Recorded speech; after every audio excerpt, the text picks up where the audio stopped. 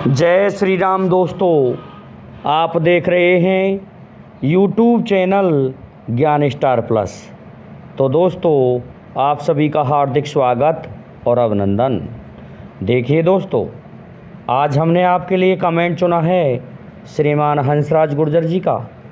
और श्रीमान हंसराज गुर्जर जी लिखते हैं कि सासू तेरा सासरा में जाऊं तो घणी समझाया सूबी ना समझे मारे घर को धनी।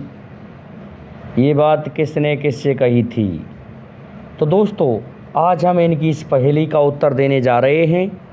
इससे पहले जो भाई हमारे चैनल पर नए हैं उन भाइयों से मेरा निवेदन है कि वे भाई हमारे चैनल को सब्सक्राइब ज़रूर कर दें, साथ ही बेल आइकन को भी प्रेस कर दें, जिससे कि आने वाले वीडियो का नोटिफिकेशन आपको मिलता रहे।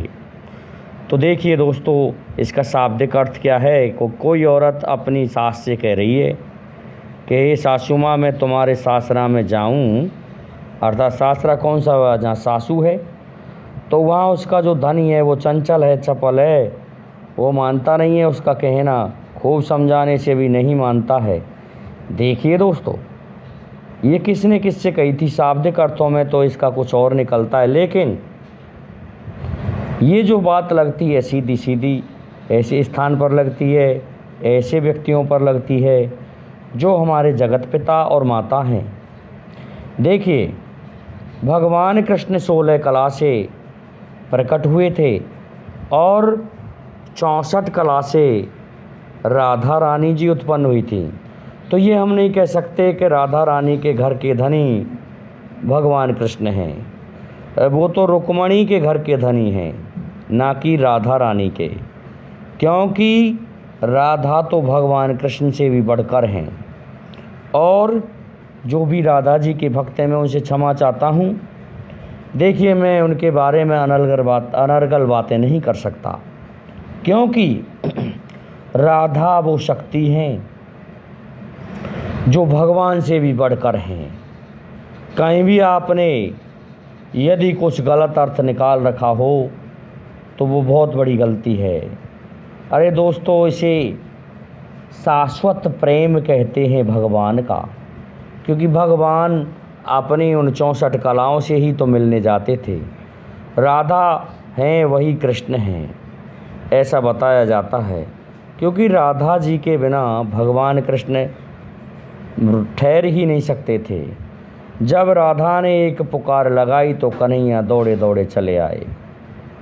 ऐसा क्यों? क्योंकि वो अंतरंगा शक्ति हैं, वो जगत माता हैं। इस कारण से उन जगत माता के बारे में हम कुछ भी नहीं कह सकते। तो एक बार राधा जी कह रही थी यशोदा जी से, कैसा है सासू माँ, यदि मैं तुम्हारे यहाँ आऊँ तो हमारा जो भगवान कृष्ण है वो समझाने से भी नहीं समझते।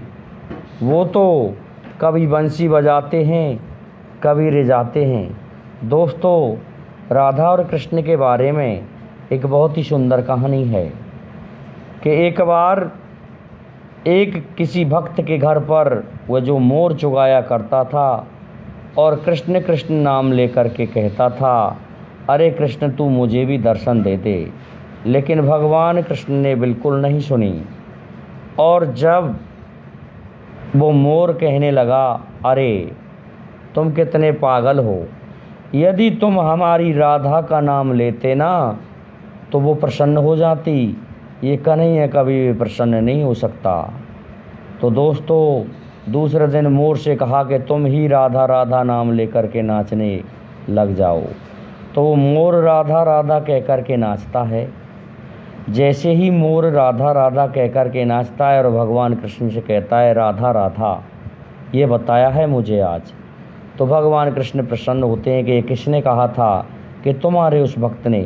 तो प्रसन्न होकर के कहने लगे भगवान कृष्ण कि ऐसा है, अब तुम आज से राधा राधा कहोगे तो मैं तुम पर प्रसन्न रहूँगा। अब वहाँ से मोर वापस चल देता है राधा जी के पास में और भगवान कृष्ण से कहने लगा, वहाँ क्या आज कहूँ मैं जा कर के, कि वहाँ इस तरह से कहना कि कन्हैया कन्हैया, अरे वारे कृष्ण तू बड़ा छलिया है रे श्याम। तो उस मोर ने जा कर के राधा जी के यहाँ बरसाने में इसी तरह से कहा, वारे कन्हैया तेरी लीला अद्भुत है। जब इस तरह से कहा तो राधा जी ने आकर के मोर से कहा, हे भाई तुम कहाँ से आए हो और तुम कौन से मोर हो, मैं पहचान नहीं पाई आपने जो कृष्ण का नाम लिया है। दोस्तों इस बात को सुन कर के मोर प्रसन्न होता और कहता है कि उस दिन से तो मैं राधा राधा कहता था तो तुम बिल्कुल प्रसन्न नहीं हुई, और मैंने कन्हैया का नाम लिया कि तुम प्रसन्न हो गई। कि हाँ यही तो बात है, हम एक दूसरे के ये समझो पर्यायवाची हैं, जो कृष्ण है वही राधा है, इसलिए हम में दोनों में कोई अंतर नहीं है और हमारा जो प्रेम है वो शाश्वत है। तो दोस्तों ये बात बड़ी ही अद्भुत है। वैसे भी कहा गया है, देखिए किसी भक्त ने क्या कहा है, भक्त ने क्या भगवान ने ही कहा है कि मैं तो राधा जी का दास हूँ, कि राधा मेरी स्वामिनी और मैं राधे का दास, जन्म जन्म मोहि दीजियो तो वृंदावन को बास। कैसा है, मैं तो राधा तो मेरी स्वामिनी है और मैं राधा जी का ही दास हूँ। और वो भक्त क्या कह रहा है, हे प्रभु आप मुझे प्रत्येक जन्म में वृंदावन का ही निवास देना। देखिए रसखान कवि ने भी अपने शब्दों में कितना बड़ा सुंदर वर्णन किया है। क्या कहा है कि जो खग हो तो बसेरो करो मिल कालिंदी कूल कदम की डारन, जो पशु हो तो कहा बस मेरो चरो नित्य नंद की धैन मजारन। इस तरह से बहुत सुंदर शब्दों में वर्णन किया है रसखान ने और उनकी लीलाओं का आनंद लिया है। तो देखिए दोस्तों भगवान कृष्ण और राधा जी की जो लीलाएं हैं वो अद्भुत हैं। आज भी वृंदावन में राधा राधा रटा जाता है, अर्थात राधे जी का नाम लिया जाता है। वो इसीलिए क्योंकि भगवान कृष्ण 16 कला से थे और राधा जी 64 कला से थीं, इसलिए राधा जी का ही नाम वृंदावन में लिया जाता है। हमारे वृंदावन में सखियों का जो रास होता है वो भी अब तक होता है। दोस्तों निधिवन के बारे में क्या कहना, क्योंकि निधिवन ऐसा है जहाँ पर दातुन चबी हुई पाती है, पेड़ा खबा हुआ पाता है, और देखिए रात्रि के समय निधिवन में कोई नहीं ठहरता है। उसका कारण ये है कि जो वृक्ष लताएँ हैं आपस में कृष्णमय हो रही हैं, अर्थात एक दूसरे की जुगल जोड़ी बन रही हैं। वो रात्रि के समय बताया जाता है कि वही सखियाँ बन जाती हैं, भगवान उनके साथ में रास रचाते हैं। इस कारण से जो भी व्यक्ति वहाँ ठहर जाता है वो इस दुनिया के मतलब का नहीं रहता है, या तो वो पागल हो जाता है या मर जाता है। ऐसा क्यों? ऐसा इसलिए दोस्तों कि राधा जी और भगवान कृष्ण और उन सखियों सहित अर्थात रास बिहारी भगवान के दर्शन होते हैं, और दर्शनों के कारण वो व्यक्ति इस संसार से परे हो जाता है, और परे होने के कारण इस दुनिया के मतलब का नहीं रहता और वो अंत में मर ही जाता है। ऐसा दोस्तों माना गया है, और माना गया नहीं, रात्रि के समय ये पक्का बात है, पक्की बात है कि वहाँ पर एक पक्षी भी नहीं ठहरता है, क्योंकि वहाँ पर भगवान कृष्ण रास रचाते हैं। वो रंग महल है दोस्तों भगवान श्री कृष्ण का।